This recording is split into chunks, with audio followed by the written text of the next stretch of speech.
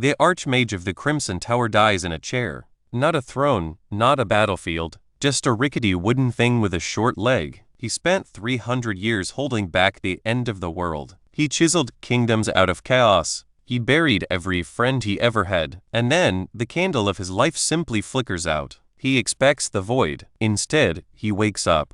The smell of dust, soap, and lavender hits him like a physical blow. He pushes himself up. His back does not ache. His knees do not grind. He stares at his hands, smooth, pale, and unscarred. They are the hands of a boy, 19 years old. Panic hits him. He lunges for a bronze mirror on the wall. A sharp-jawed youth stares back with eyes that still hold a ghost of hope. He knows this day. He knows this house in the nothing town of Ashfan. Tomorrow, a man in crimson robes arrives to test the village for magic. Tomorrow, the cycle of wars and misery begins again. Roan grips the dresser. No, he says it quietly. Final. He tosses on his bed, staring at the ceiling.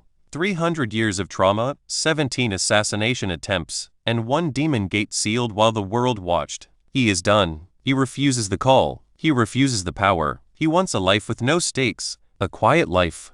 Bread that rises, ale that flows. And in the thought is a spark in the dark. It feels like freedom.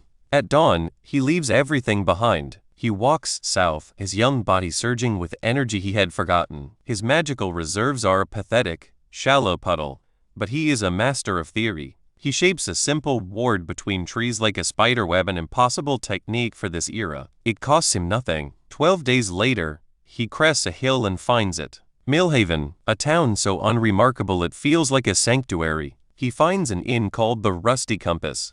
It is a wreck. A bird lives in the chimney. The floorboards sag. It is, without question, the saddest building he has ever seen. He loves it immediately. He strikes a deal with the weary owner. 12 silver marks for the deed. He spends 2 weeks on his hands and knees. He scrubs. He patches. He reorders the kitchen with the logistics of a wartime general. He plants ether-touched herbs in the garden. By the time he taps his first keg of dwarven recipe ale, he is exhausted. He pours a mug. He takes a sip. Perfect. He opens for business on a Tuesday. The sign says management is friendly. By noon, the only customer is a fly. Roan drums his fingers. He has stared down dragons, but he cannot convince a single soul to buy a drink. Finally, a farmer named Torben wanders in. He is skeptical. He takes a sip of the ale and his eyes go wide. He drops 4 coppers on the bar, double the price. Roan feels a strange, genuine thrill. This is his first sale, but business is a mess. Roan keeps forgetting to charge his patrons. He feeds the hungry for free because it feels wrong not to. The man who once managed supply lines for 5 allied armies is failing to turn a profit on a single tavern. The universe clearly finds this hilarious. On the 9th day, the sky turns the color of a bruise. The wind claws at the roof. A storm is coming. Roan lights the lanterns, watching the shadows dance. He has his inn, his ale, and his peace. He thinks he is safe. He has no idea. A boy in a farmhouse nearby is already dreaming of fire. The regulars don't show. Roan eats alone, the silence thick and heavy. A slamming door breaks the stillness.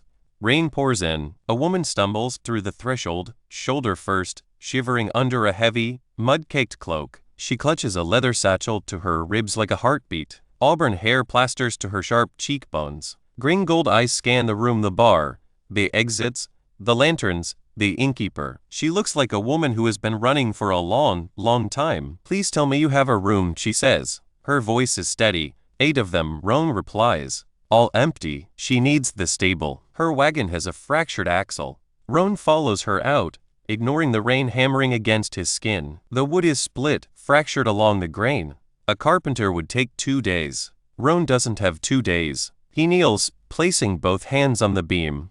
He closes his eyes. He threads a hair-thin line of ether into the wood. He feels the grain like a melody. He stitches the fibers back into alignment. The wood forgets it was ever broken. He stands, wiping his hands on his trousers. It'll hold. She stares at the axle. Her eyes narrow. She doesn't believe him. He sees her tuck the question away behind those green gold eyes. Dangerous. This one is dangerous. Inside, the inn is stiflingly warm. He makes her hang her cloak by the fire. He places a bowl of stew in front of her. She tries to pay, but he refuses. First meal is free. She takes a spoonful, then another. She stops. Her shoulders, locked tight, drop half an inch. She tastes the onion, the bone stock, the expensive moon basil, and then a flicker of confusion. Frost mint? She murmurs. That's a northern alpine herb. How do you have that here? I'm good with plants, he says. Too casual. She introduces herself. Serafina Veldine. Sierra. She isn't just a merchant. She's an auditor of souls. She immediately drafts a new pricing structure, tripling his rates. She tells him he is running a charity, not a business. She is right. She bolts her door that night. She unclips the pins in her hair. Her ears unfold slender, pointed, longer than a human's. She's been hiding them since she was a child. She thinks of the innkeeper, the axle, the impossibility of his repair. She feels safe for once, but she doesn't trust it. The next morning, the peace shatters. 3 men walk in, muddy boots, wet leather, cold iron. The leader sits at the bar, polite, controlled, and deadly. He asks about a merchant. A young woman, auburn hair, green eyes. Roan feels the air in the room shift. He glances back. Sierra's pen has stopped. She isn't running. She isn't freezing. She is making herself invisible. The leader mentions a debt. A matter of settling accounts. He leaves, but his men brush against Sierra's table a test. She doesn't flinch. She just calls him out for being careless with her map. They leave, the door clicking shut like a blade. They're looking for you, Roan states. She admits it. Her family is drowning in debt to a baron who collects merchant houses like trophies. These men are his collectors. She needs 2 weeks to sell her goods and save her father's business. Stay, Roan says. I'll handle the 3 men. She stares at him, baffled. You're an innkeeper who can't run a ledger. You're going to handle 3 killers? That's the plan. That's a sentence, not a plan. He doesn't explain. He waits until evening. He kneels by the door, weaving a thread of ether into the threshold, a doorbell made of wood and vibration. He treats a mug with a gentle nudge of peace, a suggestion that violence is unnecessary. He turns the mud in the stable into a slip trap. Simple, brutal, invisible. Dinner that night is a feast. Roasted vegetables, fresh bread, river fish in a butter and frost mint sauce. Sierra is silent, eating with the focus of a starving woman. She stops, fork hovering. Who are you, Roan? Roan, the innkeeper. Innkeepers don't cook like this. They don't fix axles overnight. Maybe most don't. I'm an exception. You're a liar. He smiles, a weary, ancient thing. Yes, I am. But so are you, he adds. The room goes quiet. Rain taps against the shutters. 2 liars, guarded and dangerous, sit in the glow of the hearth. They are miles from the truth, but for tonight they are exactly where they need to be. They eat food that is far too good. 3 men with swords ask questions in the town with no answers. Everyone has a secret or 2, Sierra says. You are correct, he replies. Some things are worth hiding. You are 2 for 2 so far. Are yours? She asks. Roan considers it. Not as an archmage, but as a man in his own kitchen. A man deserving of a real answer. I think so. Yes. Sierra nods slowly. Mine too. They don't need to say more. The fire burns warm. The men leave at sundown. Hilda, the town's unofficial intelligence service, sends word. They took the south road, camping at the tree line. They haven't given up. They are regrouping. Sierra takes the news without flinching. They'll be back tomorrow, she says. Probably tonight, Roan corrects. The leader will come alone. He's the type. Sierra stares at him. You seem very sure how men like that think. He doesn't explain. She goes upstairs. He waits. 2 hours after dark, he feels it. A hum through the floorboards. Someone purposeful crosses the threshold. He walks into the common room. Brenner stands there, alone. Coat buttoned, short sword at his hip. The courtesy is gone. We asked around, Brenner says. A girl fits the description. Give her to us and we're gone. Roan stands behind the bar, hands flat, relaxed. I don't hand over my customers. Brenner threatens fire, structural damage. Roan looks at him. He sees a man doing a job he hates for a master who owns him. He sees a man who is tired. Sit down, Roan says. Have a drink. On the house. He pours from the keg. The mug. He slides it across the wood. Brenner sits. He drinks. Roan watches 3 centuries of understanding pay off. The anger doesn't vanish, but the exhaustion pushes through. It's like a heavy, warm blanket. Roan leans in, sharing advice like an old friend. The woman isn't here. She passed through before the storm. That's your report. Brenner holds the mug. He is warm. He is tired. The threat of dragging a young woman from her bed feels distant. Cold. Harwick won't accept that. Harwick isn't here. You are. Brenner takes the room. Sierra is waiting on the stairs when Roan finally cleans up. She has been listening the entire time. How did you do that? She asks, eyes locked on his. I'm good at reading people. He lies. She doesn't believe him. But she stays. The next morning, Brenner leaves. He looks smaller. He warns Roan that Harwick doesn't stop. He doesn't have to warn him, but he does. Sierra starts running the inn. She triples the prices. She reorganizes the pantry alphabetically. They fight over the frostmint for a week. It is the most absurd conflict of his life. And somehow, it is the most human. By day 4, the inn is making money. Real money. Sierra leaves her satchel of life contracts on the bar when she goes upstairs. She trusts him. Stop noticing things, he tells himself. She tests him on the 4th day. She drops a crate. He moves too fast. He catches it with a flicker of ether. She stares at his hand. She knows.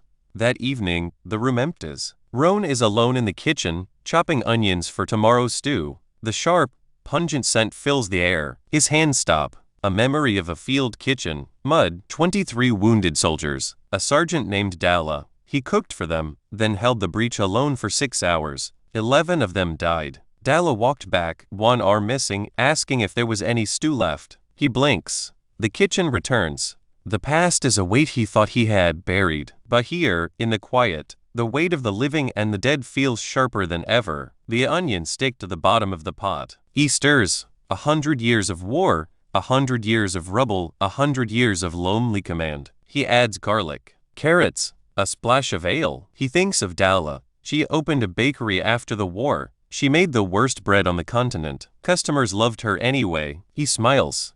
It's regal. He tastes the stew, adjusting the salt. He adds a sprig of frostmint. A dwarven chef once told him that the difference between food that fills a stomach and food that feeds a soul is exactly one leaf of something unexpected. He covers the pot. He is a better cook than he was a mage. The world never cared for his cooking, though. Nobody cares about the person who feeds them until their stomach is empty. Sierra finds him on the roof later, the flat patch above the kitchen. He is watching the stars. They are the same ones he watched from the Crimson Tower 300 years ago. The sky does not change. She sits beside him, close. It's quiet here, she says. That's why I chose it. Is that really why? He looks at her. I was tired of moving. I wanted a place where I could stand still and have the ground be stable and not, for once, shift under me. She understands. He can see the weight of her father's debt in the way her shoulders tighten. She asks if he will find his peace. He tells her he thought he had, until a woman walked into his inn during a storm and rearranged his pantry. She leaves him on the roof, the hatch clicking shut behind her. He sits alone, thinking of green gold eyes and secrets kept under clipped hair. The next morning, a courier arrives, a sealed envelope. Sierra breaks the seal and the color drains from her face. It is not shock. It is confirmation. Her father's debt has been called in. 30 days. The full amount. It is more than she can make in a year. What do you need? Roan asks. She looks up, trapped between gratitude and suspicion. A miracle, she says. Or a very good plan. I don't do miracles, Roan replies.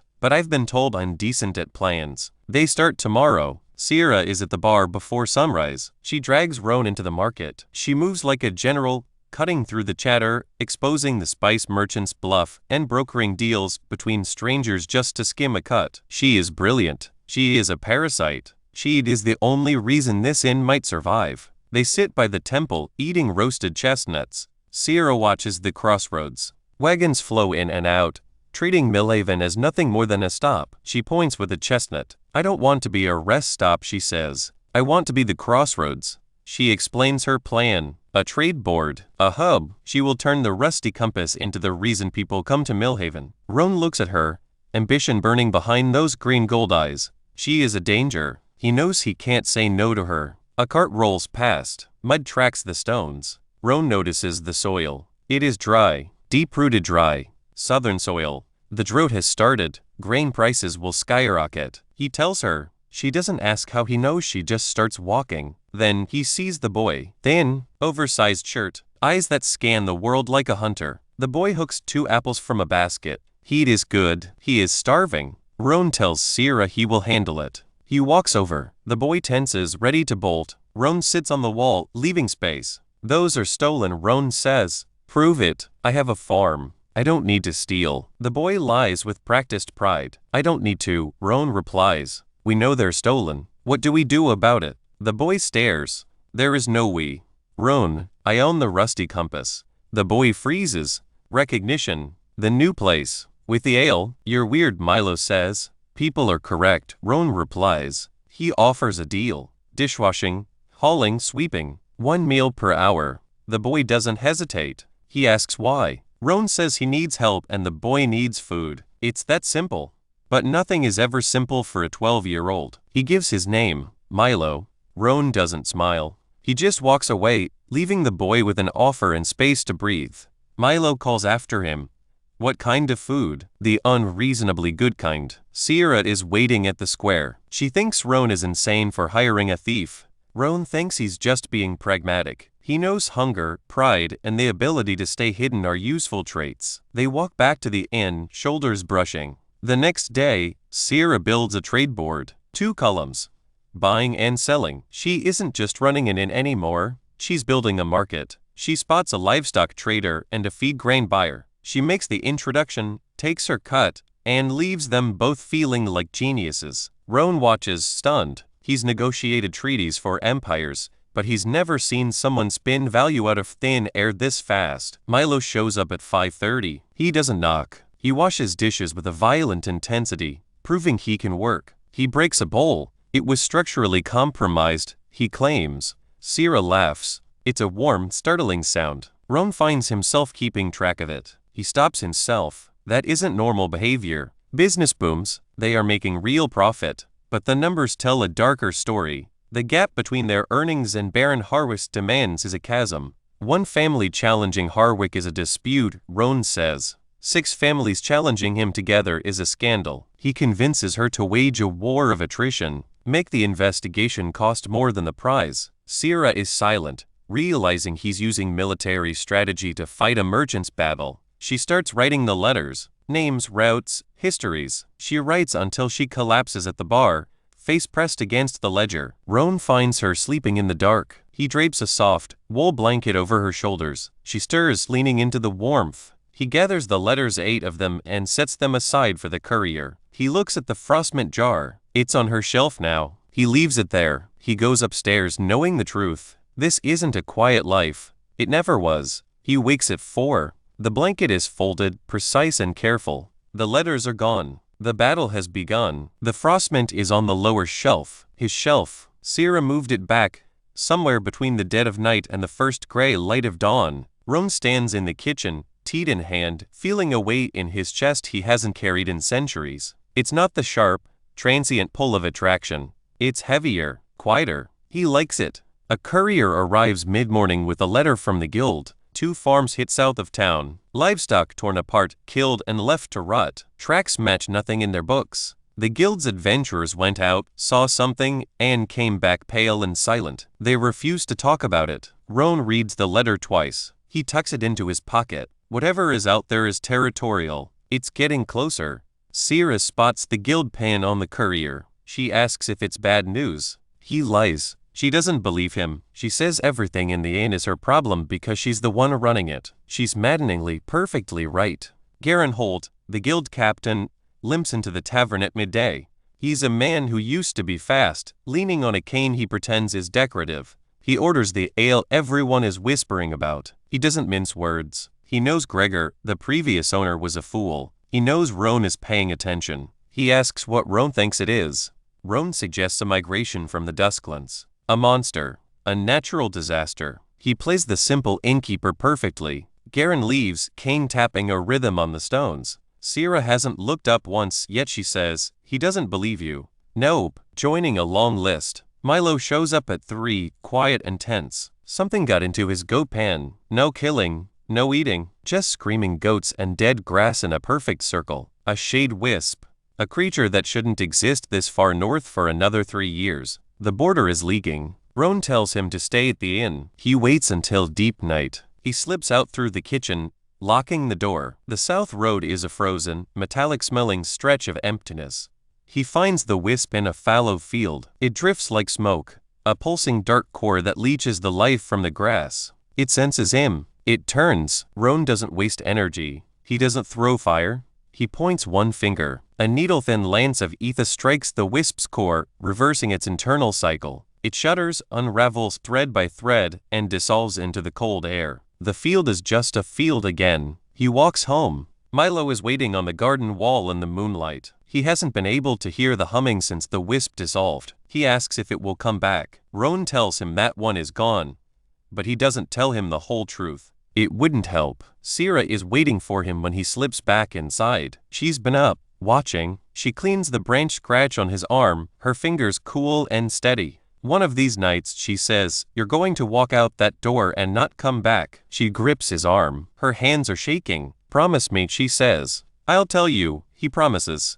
The next morning, Hilda Torbenson, the unofficial queen of Millhaven, invades the inn with a basket of preserves and a personality that fills every corner of the room. She marches up to Sierra, invites her to dinner, and insults her hair. 20 minutes later, Sierra stands in the kitchen, completely bewildered. She told me my hair is too practical, Sierra says, stunned. And she's going to deliver our letters for us. Sierra has been on her own for a long time. She doesn't know how to handle someone who won't let her run away. Roan just smiles. The inn isn't just a business anymore. It's becoming something else. A place where the ground might finally stop shifting. The frostmint jar sits on the lower shelf. Her shelf. Sierra moved it back. Somewhere between the dead of night and the first gray light of dawn, Sierra spots the guild pin. She asks if it's bad news. Roan stands in the kitchen, tea in hand, feeling a weight in his chest he hasn't carried in centuries. It's quiet, heavier. He likes it. A courier arrives mid-morning. He hands Roan a letter from Garen Holt, the guild captain. 2 farms hit south of town, livestock killed and left. The guild's adventurers saw something they refused to talk about. Roan reads the letter twice. Whatever is out there is territorial. It's getting closer. He lies. She doesn't believe him. She says everything in the inn is her problem because she's the one running it. She's infuriatingly right. Garen Holt limps into the tavern at midday, cane tapping on the stones. He knows Gregor was a fool and Roan is paying attention. He doesn't mince words. 2 farms hit. Dead bodies. Pale, shaken adventurers. He asks for help. Roan plays the simple innkeeper. But Garen isn't buying it. He leaves, the cane tapping a rhythm until the square swallows the sound. Milo shows up at 3, quiet and tense. Something got into his goat pan. No killing, no eating, just screaming goats and dead grass in a perfect circle. A shade wisp. A creature that shouldn't exist this far north for another 3 years. The border is leaking. Roan tells him to stay at the inn. He waits until deep night. He slips out through the kitchen, locking the door. The south road is a frozen, metallic-smelling stretch of emptiness. He finds the wisp in a fallow field. It drifts like smoke, a pulsing dark core that leeches the life from the grass. It senses him. It turns. Roan doesn't waste energy. He points one finger. A needle-thin lance of ether strikes the wisp's core, reversing its internal cycle. It shudders, unravels thread by thread, and dissolves into the cold air. He walks home. Milo is waiting on the garden wall in the moonlight. He can't hear the humming anymore. He asks if it will come back. Roan tells him that one is gone, but he doesn't tell him the whole truth. Sierra is waiting for him when he slips back inside. She's been up, watching. She cleans the branch scratch on his arm, her fingers cool and steady. One of these nights, she says, you're going to walk out that door and not come back. She grips his arm. Her hands are shaking. Promise me, she says. I'll tell you, he promises. Hilda Torbenson, the unofficial queen of Millhaven, invades the inn the next morning with a basket of preserves and a personality that fills every corner of the room. She marches up to Sierra, invites her to dinner, and insults her hair. 20 minutes later, Sierra stands in the kitchen, completely bewildered. She told me my hair is too practical, Sierra says, stunned. And she's going to deliver our letters for us. Sierra has been on her own for a long time. She doesn't know how to handle someone who won't let her run away. Roan just smiles. The inn isn't just a business anymore. It's becoming a home. A lawyer named Matthias Koren walks in at 10. Gray coat, expensive, flashy case. He's here to collect the Veldine debt. He sets the papers on the table like a winning hand. 7 days, or the Baron seizes everything including the trading post. Sierra looks at the papers, her hands shaking under the table. Roan sits down across from them. He quotes Section 7 of the Commercial Arbitration Code. He explains joint filings. He turns the trap into a bridge. Matthias is stunned. He leaves, promising to return. Sierra grabs Roan's wrist under the table, a brief, hard squeeze of relief. Garen comes by that evening. They walk the square in the dusk. Garen's voice is quiet. Kel went back out. Tracks, not like the others. Bigger, heavy enough to crack dry stone. Not a wisp. A hollow. It shouldn't exist for 8 years. Roan tells Sierra at sunset. She is packing her satchel for the Altem farm. She stops. Come back, Roan. I promise. He slips into the night. The south road is a hard wall of pressure now. Thick air, copper taste. Dead patches of grass have spread into wide, bleached bands. A fox lies on the path, carved from chalk, untouched by predators. Nothing wants to eat it. The corruption is nesting. He walks deeper, past the farms, into land that was once pasture and is now something else entirely. The dusklands are leaking and the world is already beginning to break. The frostment jar is back on the lower shelf. Her shelf. Sierra moved it back, somewhere between the dead of night and the first light. Roan stands in the kitchen, feeling a weight in his chest he hasn't carried in centuries. It's quiet, heavy. He likes it. He doesn't have time to dwell on it. A courier arrives with a letter from Garen Holt, the guild captain. 2 farms hit, livestock torn apart. The guild's adventurers saw something they refused to talk about. Roan reads the letter twice. Whatever is out there is territorial. It's getting closer. Sierra spots the guild pin. She's maddeningly right. She says everything in the inn is her problem because she's the one running it. She isn't just a guest. She's the heart of the Rusty Compass. Garen Holt limps into the tavern at midday. He's a man who used to be fast, leaning on a decorative cane. He knows Gregor was a fool and Roan is paying attention. He asks for help. Roan plays the simple innkeeper, but Garen isn't buying it. He leaves, his cane tapping a rhythm until the square swallows the sound. Milo shows up at 3, quiet and tense. Something got into his goat pen. No killing, no eating, just screaming goats and dead grass in a perfect circle. A shade wisp. A creature that shouldn't exist this far north for years. The border is leaking. Roan tells him to stay at the inn. He waits until deep night. He slips out through the kitchen, locking the door. The south road is a frozen, metallic-smelling stretch of emptiness. He finds the wisp in a fallow field. It drifts like smoke, a pulsing dark core that leeches the life from the grass. It senses him. It turns. Roan points one finger. A needle-thin lance of ether strikes the wisp's core, reversing its internal cycle. It dissolves into the cold air. He walks home. Milo is waiting on the garden wall in the moonlight. He can't hear the humming anymore. He asks if it will come back. Roan tells him one is gone, but he doesn't tell him the whole truth. Sierra is waiting when he slips back inside. She's been up, watching. She cleans the branch scratch on his arm, her fingers cool and steady. One of these nights, she says, you're going to walk out that door and not come back. She grips his arm. Her hands are shaking. Promise me, she says. I'll tell you, he promises. Hilda Torbenson invades the inn the next morning with a basket of preserves and a personality that fills every corner of the room. She insults Sierra's hair and organizes their letters for them. Sierra stands in the kitchen, completely bewildered. She told me my hair is too practical, Sierra says, stunned, and she's going to deliver our letters for us. Sierra has been on her own for a long time. Roan smiles. The inn is becoming a home. A lawyer named Matthias Corin walks in at 10. He's here to collect the Veldine debt. He sets the papers on the table like a winning hand. 7 days, or the Baron seizes everything. Sierra looks at the papers, her hand shaking under the table. Roan sits down across from them. He quotes Section 7 of the Commercial Arbitration Code. He explains joint filings. He turns the trap into a bridge. Matthias is stunned. He leaves, promising to return. Sierra grabs Roan's wrist under the table, a brief, hard squeeze of relief. Garen comes by that evening. They walk the square in the dusk. Garen's voice is quiet. Kel went back out. Tracks, not like the others. Bigger, heavy enough to crack dry stone. Not a wisp. A hollow. It shouldn't exist for 8 years. Roan tells Sierra at sunset. She is packing her satchel for the Aldem farm. She stops. Come back, Roan. I promise. He slips into the night. The south road is a hard wall of pressure now.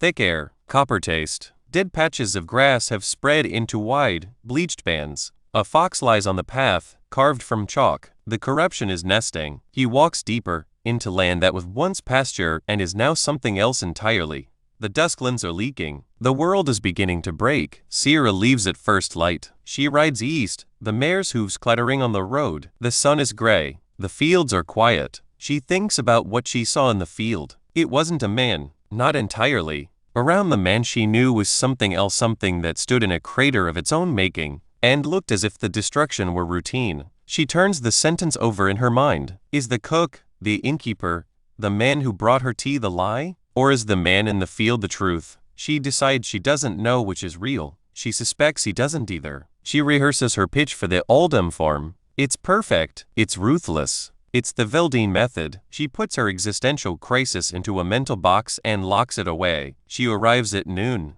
The farmhouse is weather-worn, tired. A boy splits wood by the barn. He stops, watching her with wary eyes. She tells him her business. The boy's face flickers with fear and resignation. He goes inside. She waits. The work is here. She doesn't break. The frostmint jar sits on the lower shelf. Her shelf. Sierra moved it back, somewhere between the dead of night and the first light. Roan stands in the kitchen, feeling a weight in his chest he hasn't carried in centuries. It's quiet, heavy. He likes it. A courier arrives mid-morning. He hands Roan a letter from Garen Holt, the guild captain. 2 farms hit south of town. Livestock killed and left. The guild's adventurers saw something they refused to talk about. Roan reads the letter twice. Whatever is out there is territorial. It's getting closer. Sierra spots the guild pin. She's maddeningly right. She says everything in the inn is her problem because she's the one running it. She isn't just a guest. She's the heart of the Rusty Compass. Garen Holt limps into the tavern at midday. He's a man who used to be fast. Leaning on a cane he pretends is decorative. He knows Gregor was a fool and Roan is paying attention. He knows Roan is paying attention. He asks for help. Roan plays the simple innkeeper. But Garen isn't buying it. He leaves, his cane tapping a rhythm until the square swallows the sound. Milo shows up at 3, quiet and tense. Something got into his goat pen. No killing, no eating, just screaming goats and dead grass in a perfect circle. A shade wisp. A creature that shouldn't exist this far north for years. The border is leaking. Roan tells him to stay at the inn. He waits until deep night. He slips out through the kitchen, locking the door. The south road is a frozen, metallic-smelling stretch of emptiness. He finds the wisp in a fallow field. It drifts like smoke, a pulsing dark core that leaches the life from the grass. It senses him. It turns. Roan points one finger. A needle-thin lance of ether strikes the wisp's core, reversing its internal cycle. It dissolves into the cold air. He walks home. Milo is waiting on the garden wall in the moonlight. He can't hear the humming anymore. He asks if it will come back. Roan tells him one is gone, but he doesn't tell him the whole truth.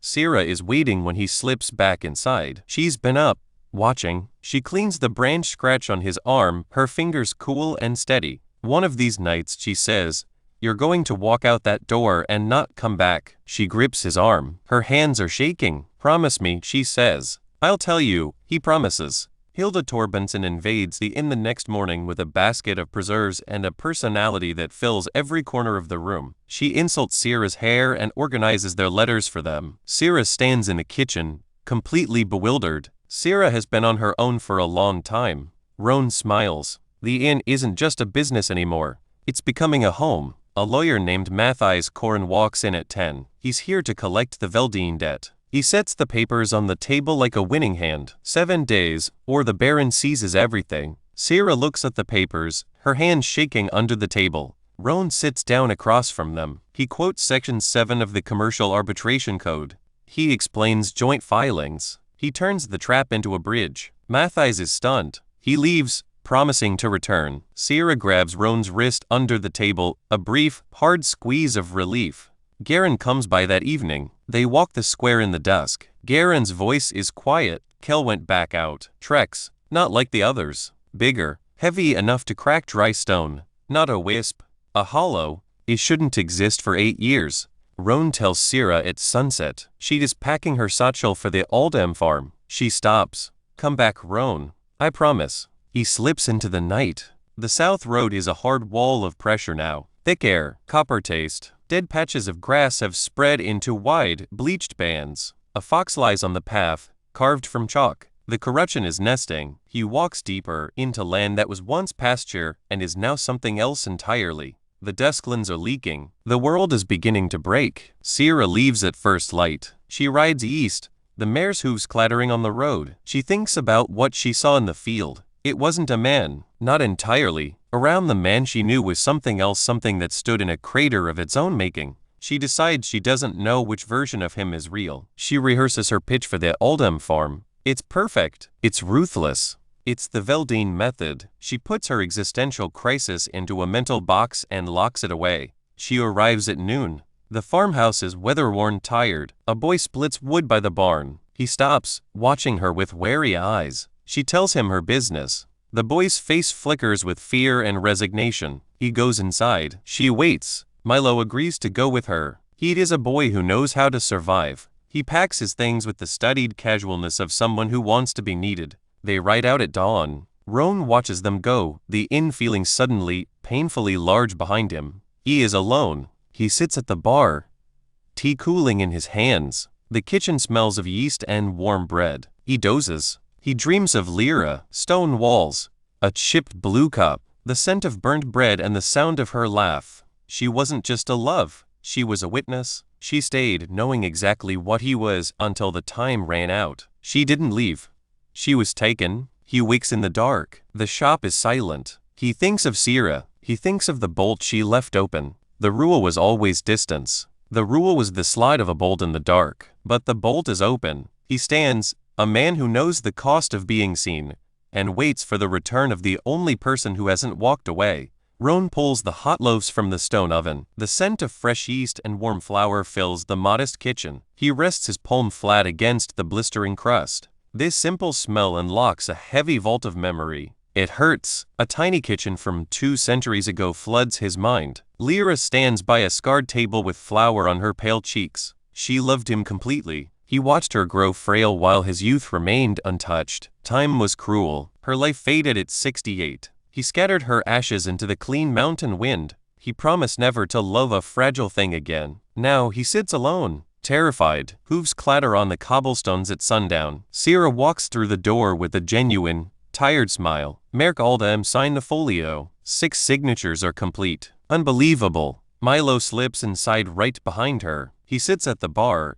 aggressively stuffing the leftover cardamom honey cakes into his mouth. Sierra shares the story. The farmer had rejected her perfect numbers. Then Milo intervened. The boy walked into the barren plots with the farmer's son. He did not offer a grand speech. He spoke flat facts. My farm is dying too, Milo told the broken father. I hear things in the dark, but the people at the inn didn't leave me alone. The farmer wept. He grabbed the pen. He signed. Sierra prepares to ride to the provincial court at dawn. Hilda will ride with her to deliver the airtight filing. She looks at him across the unassuming bar. We talk when I return, she says. About everything. She goes upstairs. The iron bolt remains open. Roan listens to her deep, even breathing through the wall. He shapes the dough. He waits. The next morning carries a thick, tense quietude. Our guy scrubs the dark cherry bar until it reflects the lantern light. Milo watches him intently.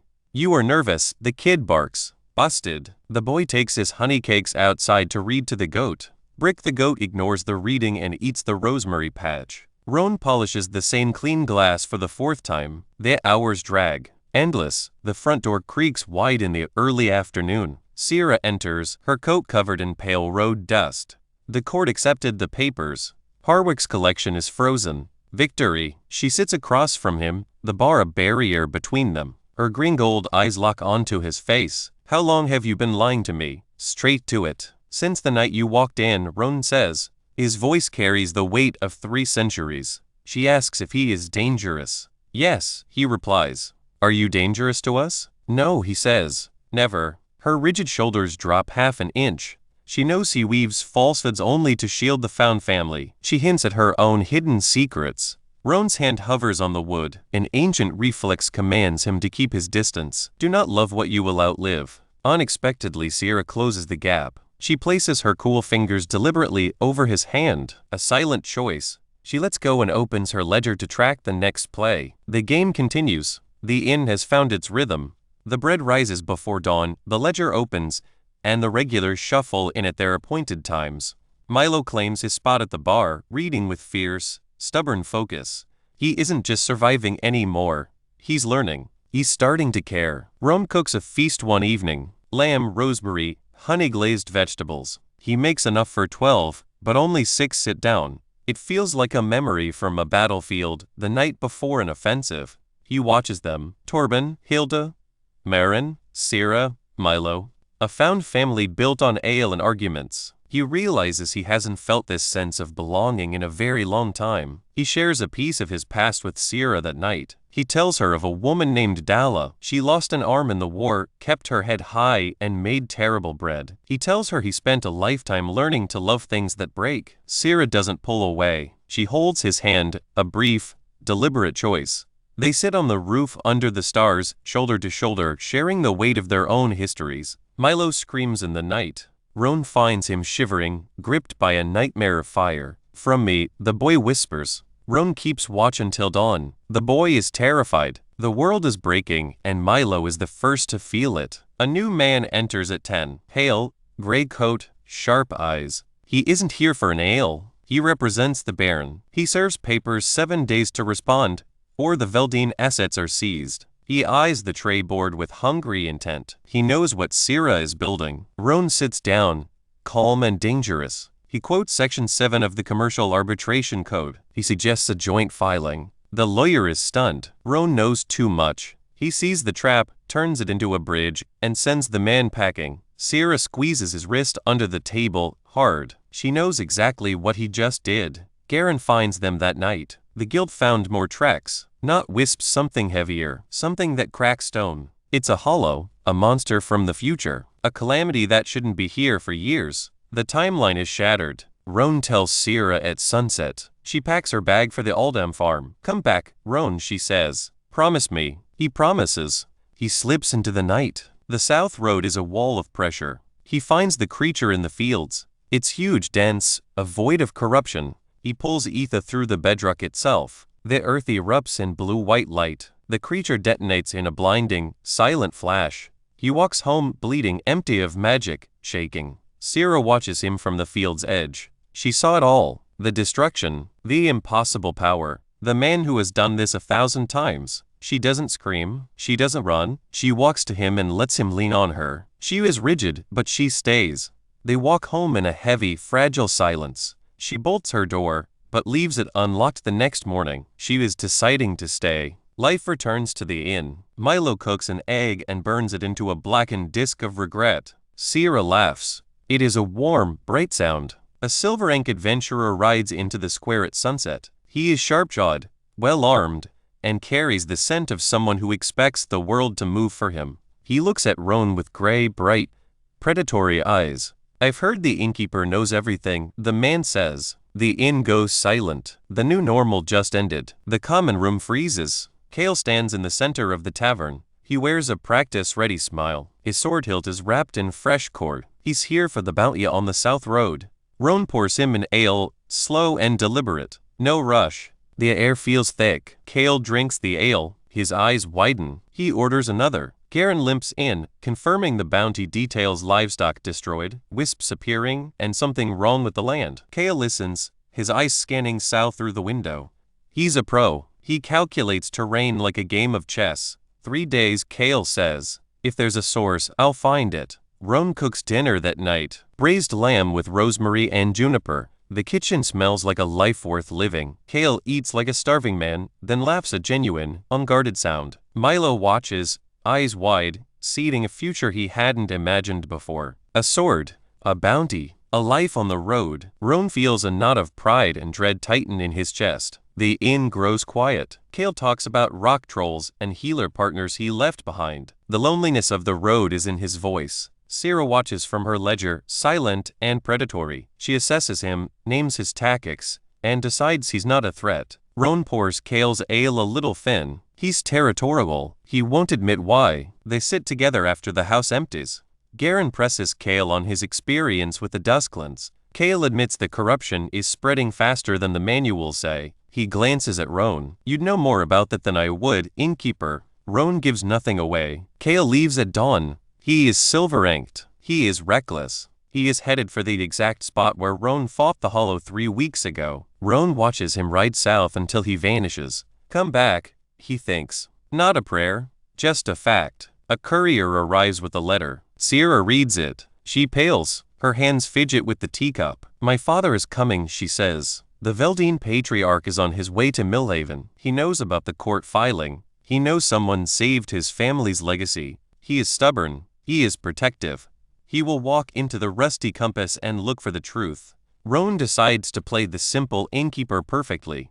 Milo asks if the father is scary. Sierra offers no real answer. The inn has found its rhythm, but the quiet is ending. The father is coming to see the truth. Roan just hopes he doesn't see too much. Back to business. Sierra handles fear by locking it in a box and getting to work. Roan recognizes the move. He has been doing it for 3 centuries. He pulls warm loaves from the stone oven. The smell is ordinary. Yeast, salt, wheat, the smell Lyra would have wanted for him. He spent decades refusing to bake after she died. He breaks his own promise to Lyra now, baking for a woman who doesn't know she has changed his life. He serves breakfast in silence.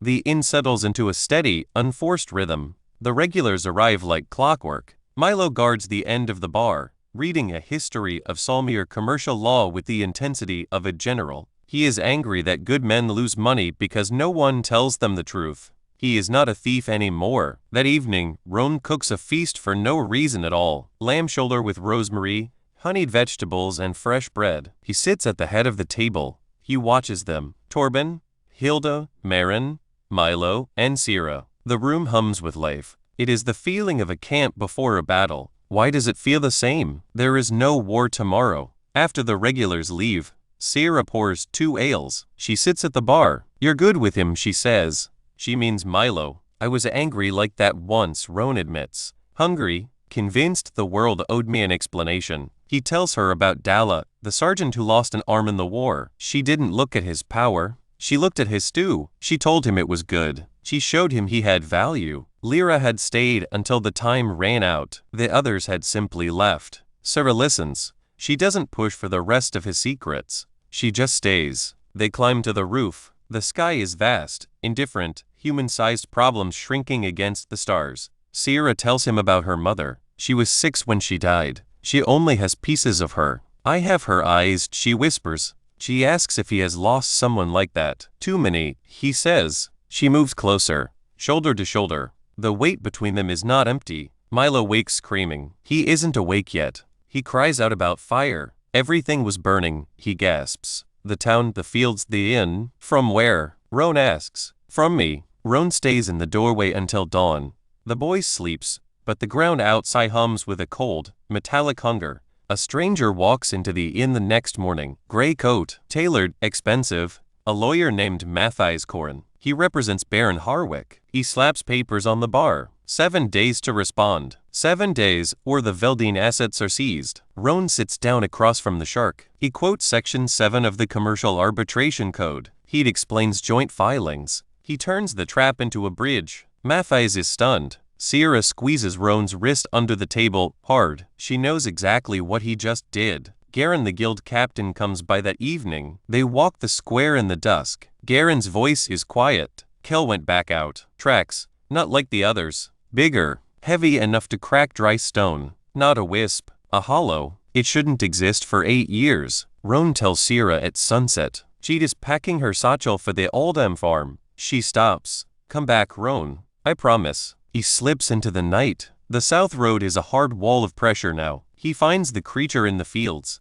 It's huge, dense, a void of corruption. He pulls Ether through the bedrock itself. The earth erupts in blue-white light. The creature detonates in a blinding, silent flash. He walks home, bleeding, empty of magic, shaking. Sierra watches him from the field's edge. She saw it all. She walks to him and lets him lean on her. She is rigid, but she stays. They walk home in a heavy, fragile silence. She bolts her door, but leaves it unlocked the next morning. She is deciding to stay. Life returns to the inn. Milo cooks an egg and burns it into a blackened disk of regret. Sierra laughs. It is a warm, bright sound. A silver-ink adventurer rides into the square at sunset. Kel, dark hair, well-oiled blade, predatory eyes. He's here for the bounty. He walks in, warm and charming. Roan pours him an ale, thin and cold. Kale scans the room. He knows Roan is the center of everything. I've heard about you, Kale says. The inn goes silent. The game has changed. Kale rides south to scout. He returns with a fragment of glassed bedrock, evidence of a detonation. He is smart. He is reckless. He is going to get himself killed. Roan holds his tongue. He sends Kale out with a warning he doesn't fully understand. Aldous Veldine, Syrah's father, arrives in a merchant's cart. He is weathered, sharp, and entirely unimpressed. He watches Roan cook. He watches Roan work. He calculates the gap between who Roan is and who Roan pretends to be. He stays for dinner. He tests the ale. He hates how much he respects the quality. Aldous talks to Syrah alone. They emerge at midnight. Syrah's eyes are red, but she is steady. He's proud of you, Roan says. She doesn't deny it. She leaves with Milo the next morning. The Oldham family is their last hope for the joint filing. They ride out at dawn. Roan is left with a quiet kitchen and the smell of yeast.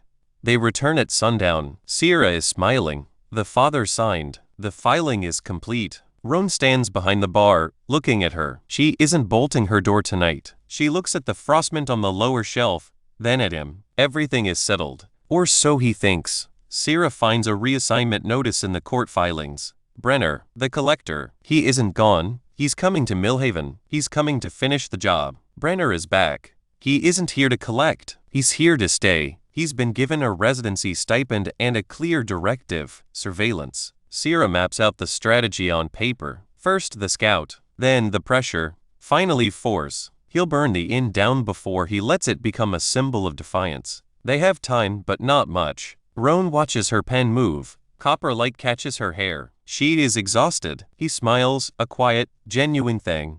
It's a dangerous look, and she catches him at it. You're impossible, she says. She doesn't push him away. They have found a rhythm, planning a defense against a baron, a monster, and a future that promises to be a wreck. They are going to be all right for today. The next morning, the rhythm shifts. Roan wakes at 4, silent and ready. The inn is still. The sourdough starter bubbles. He shapes the loaves and brews a pot of coffee, a small luxury he finally allows himself. The smell of dark roast drifts through the air, sharp and grounding. Syrah appears at dawn. She smells the coffee and freezes. She sits at the bar, hair loose, ears nearly visible in the morning light. They drink in silence. It isn't a lack of words. It's the sound of a foundation being laid. The days blur into weeks. Bess, a local woman with broad shoulders and no patience for nonsense, joins the kitchen. The trade board grows. Syrah's ledger stacks up, volume after volume. They are making money, real, tangible profit. Everything feels steady. Until the notification comes. Brenner is a ghost. He doesn't sit at the bar. He takes the window table, a tactical choice. He watches the gaps, mapping the relationships, waiting for the structure to collapse from the outside in. Syrah teaches Roan how to bake honey cakes with cardamom. It's the first time she has entered a space by choice. He smells the frostmint on her sleeve. The kitchen glows like the inside of a lamp. Then Brenner walks in. The spell breaks. I like the ale, the agent says. Syrah doesn't look up from her ledger. She knows exactly what he's doing. She's watching him watch them. The game of inches continues. Aldous Veldine arrives at sunset. He is weathered, sharp, and entirely unimpressed. He watches Roan work with the critical eye of a merchant assessing an investment. He tastes the pasta. He recalibrates his expectations. Aldous knows his daughter. He sees the steady hand she's developed. He asks Roan to take care of her. He gives his blessing in the only way he knows how. By respecting the man who feeds her. Syrah confesses to her father. She leaves the room with red eyes, but a set jaw. Roan waits for her at the bar. She doesn't bolt the door tonight. That small click of iron into wood is gone. Everything changes with the new filing. The provincial court freezes Harwick's collection. The legal fight is active. Then, the courier arrives. A reassignment notice. Brenner is officially posted to Millhaven. It's no longer harassment, it's a siege. Summer settles over Millhaven like a warm hand. The garden produces at once. The frostmint blooms. They wait for the Baron's next move. The Hesslers stop coming to the market. Then other families vanish.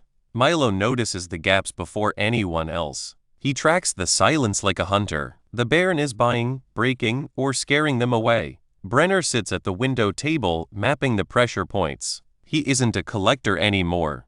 He's an executioner, and he's just waiting for the signal to strike. The clock is ticking down, and for the first time, Roan isn't sure they can handle what's coming next. I don't know what to do when people just show up and help. Sierra stands in the kitchen, eating breakfast while standing up. She never stands. Everything is changing. The inn has found a rhythm. People show up on time, take their seats, and argue the same points. It's no longer temporary. It just is. Milo reads history books with the focus of a starving man. He's learning fast. Sierra is proud. The boy is angry that good men lose money. He has a thief's instinct, but it's shifting into something sharper. Aldous Veldine arrives in a simple merchant's cart. No vanity, just purpose. He moves with the same precise, automatic tidiness as Sierra. He evaluates the inn with one sharp gaze. Roan cooks fresh pasta. It's a mistake. He is too good. Aldous watches his hands, his speed, his precision. He draws conclusions. He stays silent. He respects the quality.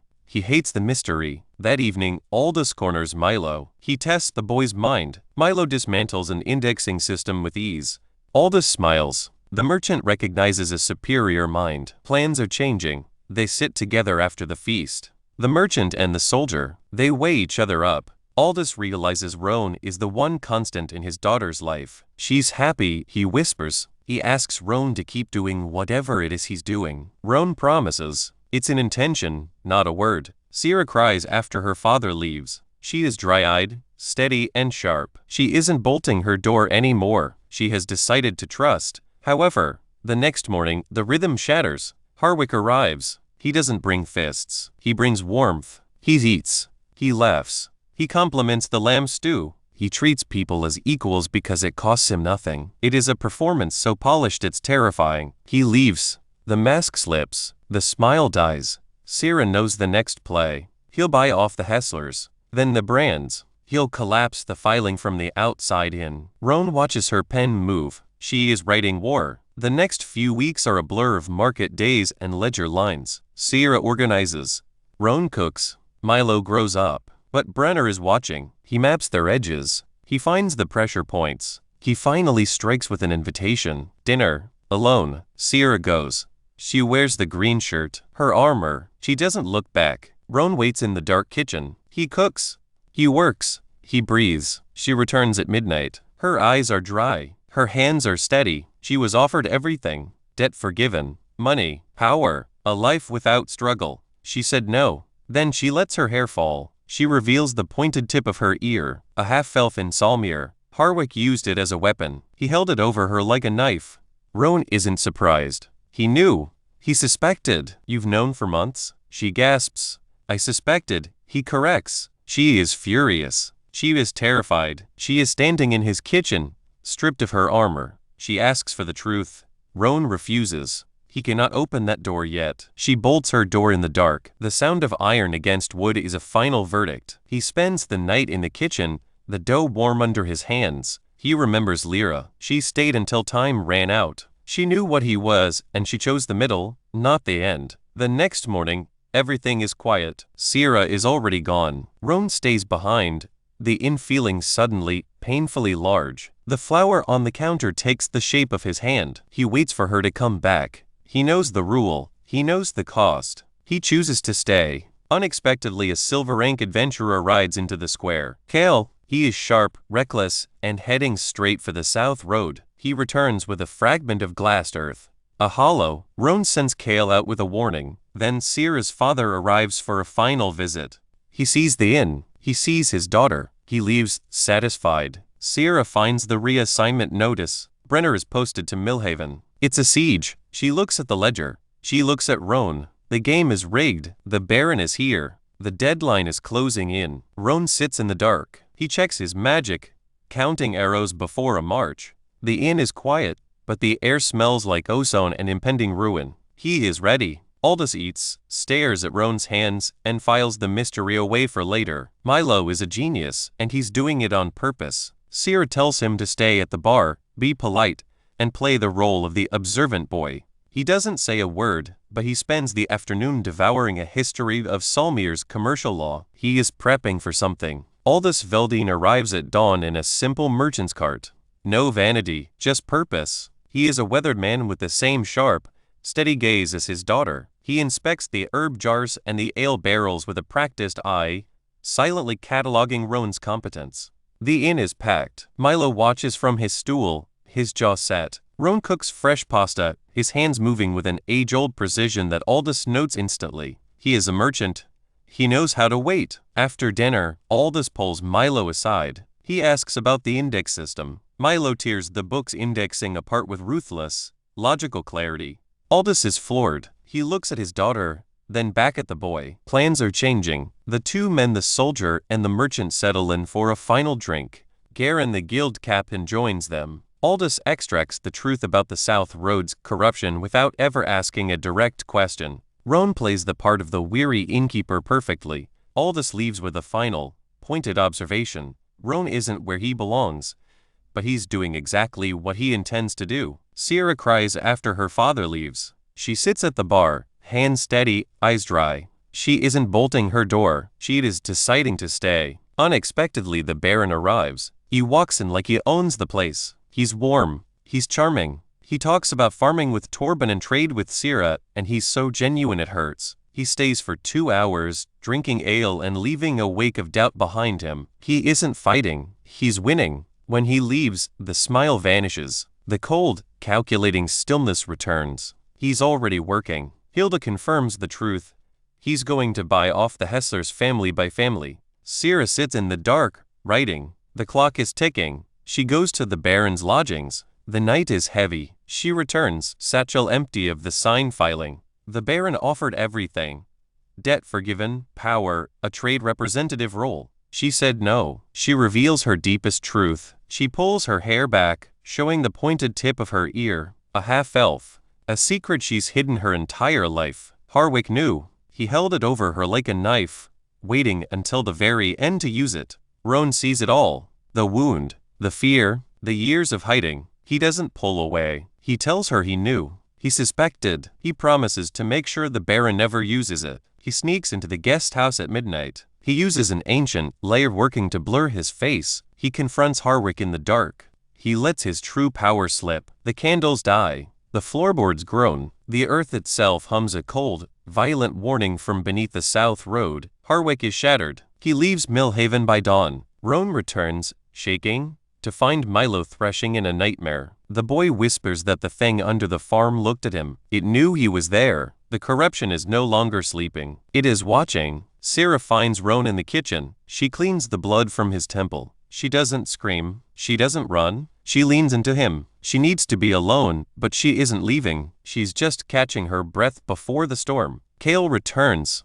He brings a fragment of glass, earth-proof of a detonation. The field is burned clean. The corruption is spreading, and they are standing right in its path. The next morning, everything is quiet. Sierra is already gone. She has a final plan. She rides east to the Aldem farm. She doesn't have the last signature she needs. She has 5 families, but the Aldems are broken. They are scared. She tries the pitch. The father is unmoved. She doesn't force it. She leaves. She thinks of Roan on the road. She thinks of the bolt she stops sliding home. She realizes that staying is a choice you make, over and over, regardless of the math. She turns the horse around. She doesn't ride to Ashamore. She rides home. She returns to the inn at midnight. Roan is waiting. He's made her tea. She tells him everything: the father, the signatures, the failure. Then she reveals the final move. Take Milo back to the farm. Let the boy speak. They leave at dawn. The boy rides out with them. The inn is empty. Roan is alone, scrubbing the bar. He's not a man who waits, but he's waiting now. The ground under the farm is waking up. The Baron is plotting his revenge, and the boy is out there, speaking the truth that might save them all. The inn has a rhythm. It's not forced. It just happens. Bread rises before the sunrise. Sierra tracks the ledger with ruthless precision. Milo shows up at 10, pretending he isn't desperate to be there. The regulars fill their chairs. Hilda Torbenson barges in. Harwick is here, she says. He didn't come with fists. He came with charm. He sits at the bar like he's been here 1,000 times. He's distinguished. Warm. He treats everyone Torben. Garen, even the kid, with the kind of genuine attention that makes you forget he's holding a knife behind his back. He talks about farming. He talks about vision. He talks about everything except the debt. Sierra handles him. Professional. Deflected. She's holding up a shield of ink and paper. But Roan sees the effort. He sees the way Harwick measures the room, mapping the structure of their lives so he can collapse it from the outside in. Harwick leaves with a smile that doesn't reach his eyes. He is already working. The families are wavering. Sierra needs a miracle, or a plan. Take Milo, Roan suggests. It works. The boy is blunt, honest, and broken in a way the father understands. The father signs. The filing is complete. That night, Sierra reveals her truth. She pulls her hair back, revealing pointed, half-elven ears. A secret she's carried her entire life. A weapon Harwick could use. She expects Roan to pull away. He doesn't. He has known for months. He suspected. He doesn't care. Thank you, she whispers. She leaves for court at dawn.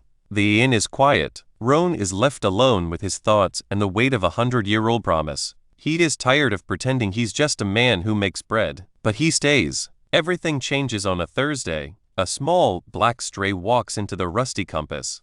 Gold eyes, lean frame. She sits between the ale glasses and stares at Roan. She isn't a cat. She's an elder shadow drake, an ancient, powerful thing, masquerading as a house cat. She purrs for Roan. She claims the bar. She accepts the name Nix from Milo. She has dominated the inn in 3 days. She steals Bess's fish. She battles Sierra's ledger. She terrorizes Kale, who is silver rank and somehow helpless against a cat who just wants to sit on the bar. Roan watches. She is evaluating them. She is deciding who matters. The most terrifying part? She chose Milo. She sleeps on the boy's chest every night. She weaves a hum around him, not Etha, but something deeper. Milo, who used to wake up screaming, sleeps through the night. The nightmares are gone. The cold frost on his water trough is gone. Roan finds them at midnight. The cat blinks at him. She's shielding the boy. She's blocking the corruption. Or maybe she's just watching to see what happens when the thing inside the boy wakes up. He doesn't ask. He just polishes the glass. The frostmint jar stays on the lower shelf. Sierra moved it for him. He stands in the kitchen, tea in hand, feeling a heavy, quiet joy. It is a weight he hasn't carried in centuries. He breathes it in. Hilda Torbenson invades the inn, frantic. Harwick is gone, she says. He packed before sunrise. He left no note. But his lawyer collected the signatures from the Hesslers and the Brands. He didn't fight. He just retreated. It's a win. Sierra stares at her ledger, exhausted, trying to process the victory. Milo shows up at 9. He's pale. He doesn't ask about last night, but he keeps his hand pressed flat against his chest, as if holding himself together. They don't speak of the scream. They don't speak of the fear. They just let the inn hold them. Roan cleans. He scrubs. He works the bread dough until his knuckles ache. Kale rides in at noon. Heat is favoring his right side, heavy with road dust and hard miles. He sets a folded napkin on the bar. Roan unfolds it. It's a field map. The dead patches have changed. They aren't circles anymore. They're corridors. Veins of decay stretching from the Aldem fields to the center of Milo's farm. The forest is silent. No birds. No crickets. Just the sound of his own heartbeat. Garen, the guild captain, joins them. He sees the map. He looks at the convergence point. He looks at Roan. He doesn't need to ask the question. He already knows. Roan stops lying. Something is affecting him, he tells them. It's connected to the corruption. The inn empties. The sun sinks. Roan sits in the dim light, waiting for the conversation he's dreaded for months. Sierra comes down at 10. Her hair is loose. She wears a soft green tunic. She sits beside him. No business. No ledger. She starts with her mother. She tells him about the songs in a language she never learned. She tells him about the fever that took 3 years to finish the job. She tells him why she hid her ears. They were her mother's. Looking at them was a reminder of everything the world had taken. Your turn, she says. He tells her about Lyra. He tells her about the chipped blue cup. He tells her about the centuries of watching people age while he stood still. He admits he's a mage, but hides the true age. We are both liars, she says. We deserve each other. She takes his hand. A choice. A promise. A tremor rips through the floorboards. A scream tears from Milo's room upstairs. It is not a boy's voice. It is a deep, resonant sound, an answer to the new note in the earth. The cat's eyes blaze gold. She knows. Roan stares at the south window. The beginning is here. He waits until the inn is still. He steps into the street. The horizon has a shadow, a dark stain that refuses to behave like air. He walks back inside and waits for dawn. Kale rides south at daybreak. Sierra and Roan watch from the doorway. Later, Sierra asks about the boy. He didn't remember the scream, she says. That's a kindness. They are holding their breath. The inn is a fortress, but the earth is breathing. And whatever is beneath the south road just learned how to call back. Sierra makes a decision. She puts her pen down and closes her ledger. The time for business is over. The time for war begins. Brenner is a professional. He walks into the inn, senses the mood, and realizes the truth. The Baron is not just collecting. He's watching. He is a predator mapping out the prey. He leaves without a scene. He is already planning. Milo is growing up fast. He reads law-text-like adventure novels. He helps Sierra broker deals. He is becoming the person Sierra needs him to be. But the inn is changing too. The south road is humming. The ground under the farm is waking up. Roan feels it in his bones. It isn't a slow pulse anymore. It's a rhythmic, hungry drumbeat. The hollow he destroyed was just the beginning. Roan stays up all night warded against the dark. He reinforces the foundations of the inn. He anchors the threshold to the bedrock itself. The inn must hold. The next morning, the evacuation of Millhaven starts. Garen is on point. The town empties. People pack wagons, drive away, and don't look back. Hilda turns the inn into a command center. The guild puts a perimeter at the south edge of town. 2 part-timers. A farmer with a bow. It's not enough. Kale rides in, dragging a wounded leg. He found tracks. Bigger tracks. Heavy enough to crack dry stone. He's silver rank, but he's terrified. Roan gives him an order. He doesn't doubt. He obeys. Sierra finds Roan in the kitchen. They don't speak of the fear. They share a cup of tea. They touch hands. It's a quiet vow before the storm. Roan watches the morning arrive. He feels the Ethan note under the floor. It's screaming. The hollows are growing in a row like seedlings. He takes the sword from the kitchen. Brenner is there. He's already packed. He's ready to fight. They drink tea in the gray dawn. They don't talk about death. They talk about positioning. Roan gives the orders. He takes the center. He takes the fight. The common room is still. The inn waits. Whatever is waking beneath the road has stopped dreaming. It's hungry, and it knows exactly who is standing in its way. The inn stays silent. Sierra's door is a sliver of light against the dark. Our guy is awake. He stares at the ceiling. The ether channels within him are not just full, they are expanding. They feel wider, stronger, as if the regression is still unraveling. He tests the ward on the threshold. It hums with a strange, new resonance. He is terrified. Power without control is a death sentence. He leaves at midnight. The inn feels like a drum skin. Every step vibrates. He weaves an ancient, layered suppression. It blurs his features into an oily, shifting mask. He slips through the window. Harwick is waiting. The Baron sits in candlelight, scratching a nib against parchment. He sees our guy land. His hand reaches for a drawer. I wouldn't, our guy says. The silence cracks. The suppression slips. The ground answers. A colossal awareness turns its sightless gaze northward. The floorboards thrum with the taste of copper and rot. Gravity warps. The desk groans. The wine glass shatters. Harwick gasps, chest crushed by invisible pressure. Our guy slams the chasm shut. The candles sputter back to life. Leave Millhaven, he growls. Harwick is broken. He nods, sobbing. Our guy vanishes. He finds Milo in the spare room. The boy is thrashing. His face is a mask of dread. It looked at me, Milo whispers. The boy is a throat for the thing below. He returns to the kitchen. He records the strange ether readings. The corruption is no longer just leaking. It's actively pushing. He knows the danger. The next morning, the air tastes of copper. The birds are gone. The world stands in an unnatural, waiting stillness. He heads to the perimeter wall. Garen is there, cane in hand. He refuses to move. My town. We don't have this conversation. He gives orders. Kale at the center. Brenner to the east. Kel as the messenger. He walks past the line alone. He meets the shadows on their own ground. Wisps drift out like oil on water. One strike. Wisp gone. Another stroke. Gone. Heat is tired. The suppression seal is digging into his ribs. A wisp slips past his guard. He throws his sword. It pins the creature to the earth. He retrieves the blade. Brenner watches him, eyes wide. The first hollow erupts from the haze. A dense, bull-sized mass of corruption. He channels ether, bracing his muscles. He dives. He strikes. He twists the blade into the knot of darkness. The hollow shudders. It folds inward. He hits his knees. His lungs burn. The second one lunges. It's faster, fluid. It grazes his shoulder. His skin goes numb. nothingness where flesh should be. He staggers upright. He needs a plan. He drops to his knees. He touches the cold, cracked soil. He reaches past the dead surface. He finds the earth's own heartbeat. He pulls. Bethaner, Cuffle, Sundrail. The ground erupts. A pillar of raw, earthen ether blasts the hollow. The creature drinks the energy. It swells. It glows like a second sun. It detonates. The shockwave shatters his ward. He slams into a tree, blood in his mouth.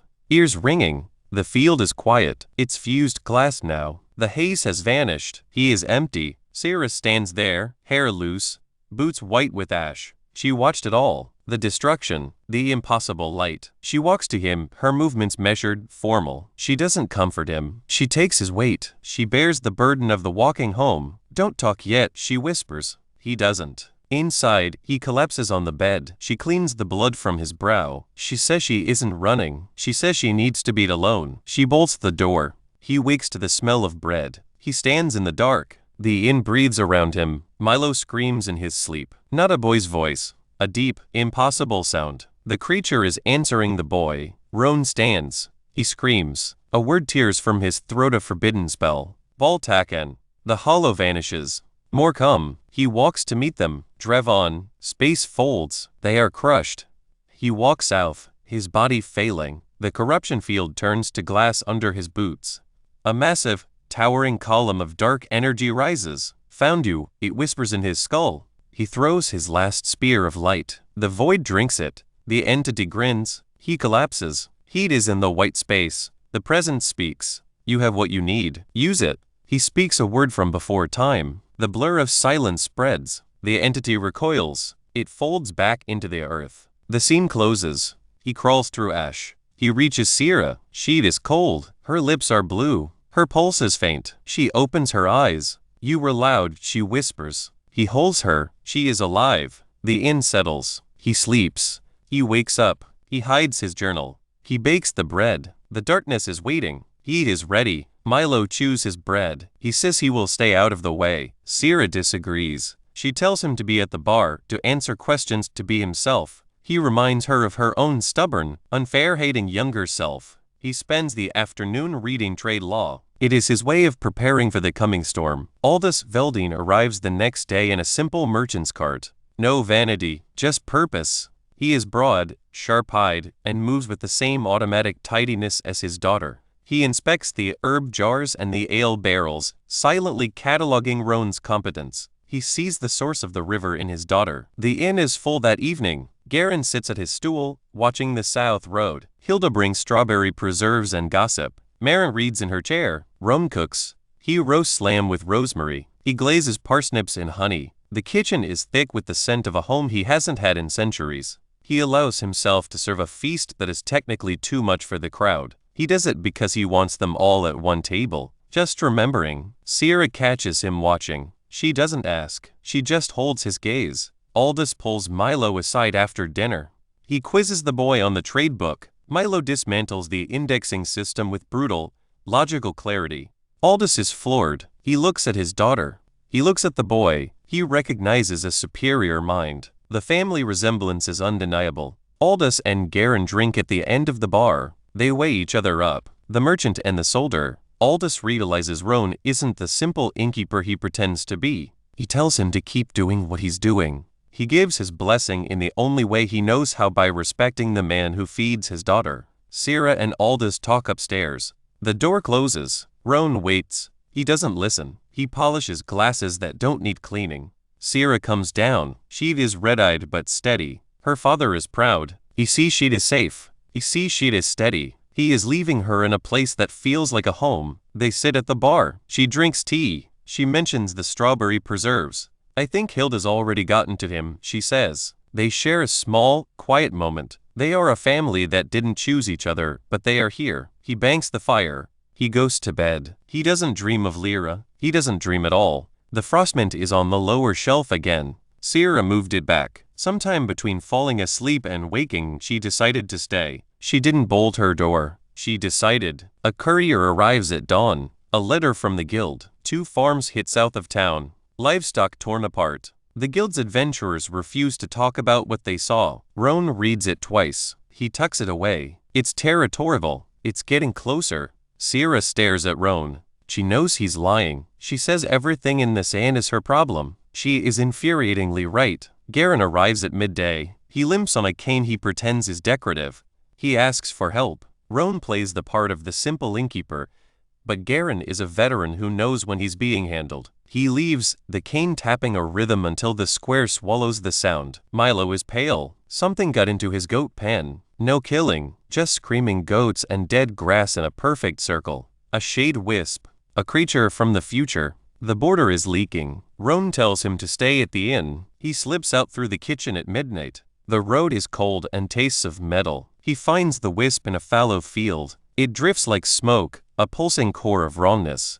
He doesn't waste energy. He points one finger. A needle of ether reverses its cycle. It dissolves into the air. He walks home. Milo is waiting on the garden wall. He can't hear the humming anymore. He asks if it will return. Roan gives him an honest answer that isn't the whole truth. It's enough. Sierra is waiting inside. She cleans his arm. She doesn't scream. She holds on. One of these nights, you're going to walk out that door and not come back, she says. She is trembling. She asks for a promise. He gives it. Hilda Torbenson invades the inn, insults Sierra's hair, and organizes their letters for them. Sierra is stunned. She doesn't know how to handle someone who won't let her run away. Roan smiles. The inn is becoming a sanctuary. Matthias Koren walks in. A lawyer. He brings a debt demand. 7 days or everything is seized. Roan quotes Section 7 of the Commercial Arbitration Code. He turns the trap into a bridge. Matthias leaves stunned. Sierra squeezes Roan's wrist under the table. Relief. Garen returns at dusk. Treks. Not like the others. Bigger. Heavy enough to crack dry stone. A hollow. 8 years early. Roan tells Sierra. She packs her bag. Come back, she says. He slips into the night. The field is bleached bone white. The creature is huge, a void of corruption. He pulls the earth's heartbeat through the bedrock. The ground erupts in blinding light. The creature detonates. He walks home bleeding, shaking. Sierra meets him. She bears his weight. She bolts her door, but she leaves it unlatched the next morning. A silver rank adventurer, Kale, rides in at sunset. He is reckless, charming, and dangerous. He wants the bounty. Roan watches him ride south. He sends the boy out with a warning he doesn't fully understand. Everything is steady until Sierra finds the reassignment notice. Brenner is posted to Millhaven. It's a siege. Kale returns with a shard of glassed bedrock. The creature he fought is dead, but the corruption is spreading. The haze on the horizon is pulsing. The boy Milo comes down at 9:30. He looks pale. He asks why Sierra was in his room. She tells him. The truth is brutal. The boy doesn't break. He sits, eats his toast, and starts his accounts. He is growing up.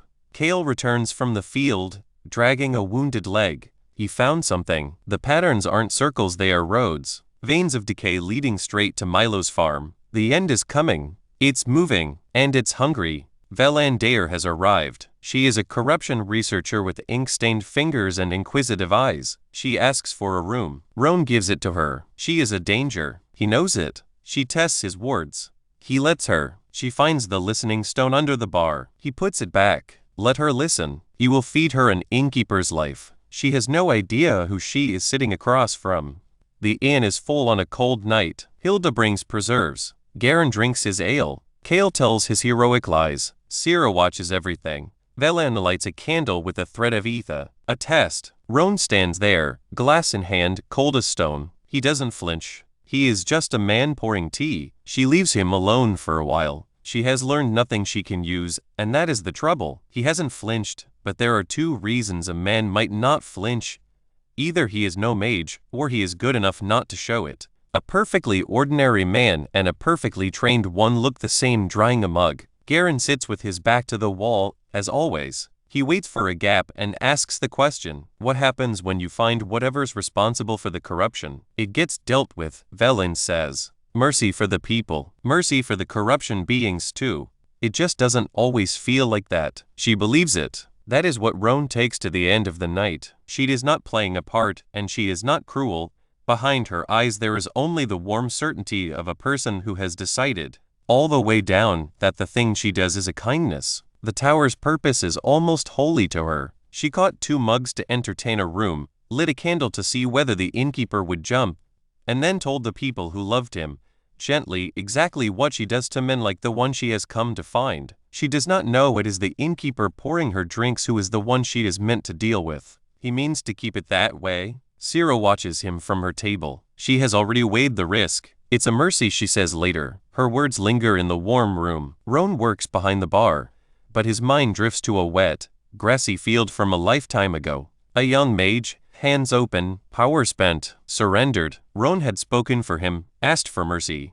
The Archmage had refused. Power without control, he'd said, could end up in the hands of those who do the most harm. Sometimes mercy costs too much. Roan remembers the sound of that refusal. It was the moment he learned the shape of the work. It is the shape of the work he is doing now. He is an innkeeper. He is a survivor. He is a man who knows exactly what mercy costs, and he is going to keep paying it until the inn stays quiet. Roan turns the salt dish. Again, the man who once held a continent's fate in his palm now fixates on a ceramic cup. Sierra watches him from her corner. Her ledger is just a prop. The story is written in the tension of his jaw. You went away, she says. Softly, it cuts the silence like a knife. I was thinking, you were somewhere with a worse view, she notes. She snaps the book shut. She got to you. The mercy nonsense. He crosses the bar. He sits. The weight of 3 centuries hunches his 19-year-old shoulders. He talks of the tower's zealots, those who believe every gift outside their walls is a wound that needs sealing. She's one of those, he admits. Sierra's gaze turns sharp, practical. Then we don't talk her out of it. We make sure there's nothing to find. You stay quiet. I keep the town's mouth shut. She fills her book with nothing and leaves. He hesitates. A faster way exists. A single flicker of power in the dark. Silence. Safety by morning. Don't, she says. Flat. Final. He explains the fallout. The tower doesn't just lose an investigator. They send a pack. He isn't the Archmage he once was. The town wouldn't survive the attempt. He raises a finger. I watched a man kill an easy target and call it mercy. I swore I'd never be that hand. Sierra exhales, a sharp, ragged sound. You're a maddening man. The plan is born. Bore the investigator into leaving. Kill her with good bread and monotony. The ultimate innkeeper's strategy. The next morning, the kitchen sings. Yeast. Wood smoke. Bass argues about spice storage. Milo sits on a flour barrel, shelling walnuts, cheeks bulging. A fragile, perfect piece. Brenner stamps in. He smells of road and cold iron. He talks of broken axles. He mentions the scholar. She's been asking about the road to the capital. Weather talk. It's never just weather talk. Velen appears later. She stands at the threshold. Her head tilts. She's tracing the invisible lines of the wards on the door. Roan, she asks, too casually. Who warded your door? The air thins. He delivers the lie. The Northern Guard. The nameless mage. A debt of blood. It is a story wrapped in the truth of his own ghosts. She believes him. Her focus shifts. She isn't looking at an innkeeper anymore. She is hunting a phantom. She promises to leave the door alone. She has no idea she has been fed a map to nowhere. Eggs are going cold. Sierra interrupts. She needs him away before the light cracks. Velen leaves 2 days later. The dead of night. She lingers at the threshold, her hand hovering, drawn to the impossible craft. A shadow stirs. Nick sits in the center of the doorway, motionless. Golden eyes lock onto the scholar's soul. Velen freezes. She lowers her hand, smiles at the strange beast, and vanishes into the cold. Morning brings a note left with her key. The innkeeper is remarkable. Garen reads it aloud. Roan pours the tea. Sierra stares at him. They both know. The trail will go cold, the curiosity will fester, and she will return to the quiet inn at the center of the mystery. But not today. Today there is fresh bread. The fire is warm. The day is theirs to keep.